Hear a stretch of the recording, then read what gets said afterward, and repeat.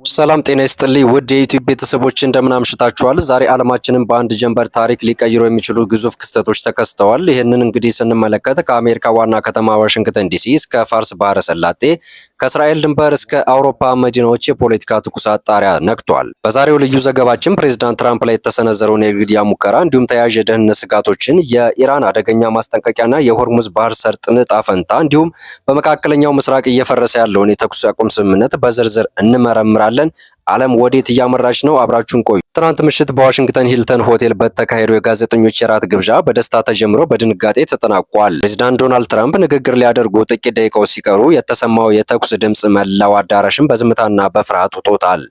ሚስጥራዊ አገልግሎት ወይም ሴክሬት ሰርቪስ ፕሬዝዳንቱን እንደ ጋሻ በመከላከል ከአካባቢው በአስቸኳይ ሲያስወጧቸው የታየበት ምስልም በአሜሪካ ዲሞክራሲ ላይ ትልቅ ጠባሳ ጥሏል። ጥያቄው ግን ይህ የጸጥታ ጥሰት እንዴት ሊከሰት ቻለ የሚለው ነው። በአሜሪካ እምብርት በከፍተኛ ጥበቃ ስር ባለው ሆቴል ውስጥ የታጠቀ ግለሰብ እስከ ፕሬዝዳንቱ የቅርብ ርቀት መድረሱ የደህንነት መዋቅሩን ትልቅ ቀዳዳ አጋልጦታል። ይህ ክስተት የዓለም መሪዎችን አስደንግጧል። የህንዱ ጠቅላይ ሚኒስትር ናሬንድራ ሞዲ ፕሬዝዳንቱ በሰላም በመትረፋቸው እፎይታ ተሰማኝ ሲሉም ተሰምተዋል። በሁለቱ መሪዎች መካከል ያለውን ጥብቅ ወዳጅነትም አሳይቷል ተብሏል።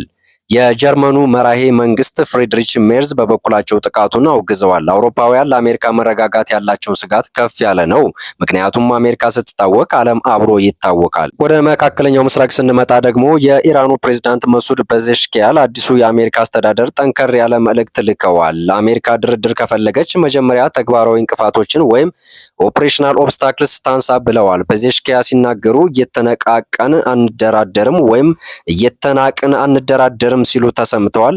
እነዚህ እንቅፋቶች ምንድናቸው ስንል አንደኛው አሜሪካ በኢራን ነዳጅ ላይ ጣለችውና የሀገሪቱ ኢኮኖሚ የጎዳው ማዕቀብ ሲሆን፣ ሁለተኛው ደግሞ አሜሪካ በፋርስ ባህር ሰላጤ ላይ ያሰማረቻቸው ግዙፍ የጦር መርከቦች ናቸው። ኢራን ድርድሩ እንደ ስጦታ ሳይሆን እንደ ሉዓላዊ መብት ነው የምታየው። ኢራን በኢኮኖሚ ብትዳከምም በወታደራዊ ረገድ ግን አሁንም በቀጠናው ትልቅ ስጋት መሆኗ ነው። ይህ የፔዜሽኪያን ንግግር ለዋሽንግተን የተላከ የጡንቻ ማሳያ መልእክትም ተደርጎ ተወስዷል። ጉዳዩ እዚህ ላይ ብቻ አያበቃም። የኢራን ፓርላማ አባል የሰጡት ማስጠንቀቂያ የዓለም የነዳጅ ገበያ ክፉኛ እናውጠዋለሁ፣ የሆርሙዝ የባህር ሰርጥ ላይ ወደ ነበረበት ሰላማዊ ሁኔታ አይመለስም ማለታቸው ኢራን ሰርጡን በቋሚነት ለመቆጣጠር ወይም በመርከቦች ላይ አዲስ ገደብ ለመጣል ማሰቧን የሚያሳይ ነው። ተመልካቾቻችን ይህ ለምን እንደሚያሰጋ ታውቃላችሁ? የዓለም 20% ነዳጅ የሚያልፈው በዚህ ጠባብ መስመር ነው። ይህ ሰርጥ ከተዘጋ የነዳጅ ዋጋ በአንድ ጀንበር ሰማይ ይነካል። ይህ ማለት በእኛ ሀገር የነዳጅ ማደያዎች ላይ ያለውን የዋጋ ብቻ ሳይሆን የምግብና የሸቀጣሸቀጥ ዋጋ በእጥፍ ሊጨምረው ይችላል። ኢራን ይህን ሰርጥ እንዴት ትልቅ ፖለቲካ መጠቀሚያ ወይም ሊቨሬጅ እየተጠቀመችበት ነው? አንድ የተሳሳተ ጥይት እዚህ ሰርጥ ላይ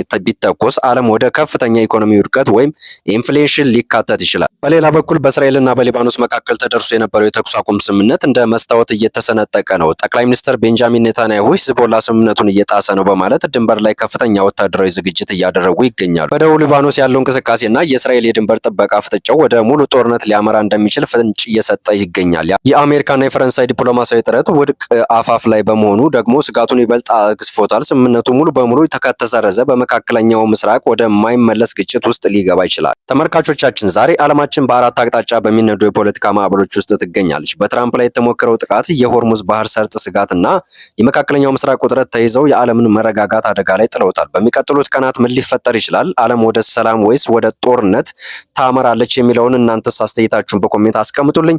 ለዛሬ ያዘጋጀነው ዘገባ ይህን ይመስል ነበረ። ቪዲዮን ከወደዳችሁት ላይክ እና ሼር ማድረጋችሁን እንዳትረሱ። ሰላም ለዓለማችን ይሁን። ቸር እንሰንብት።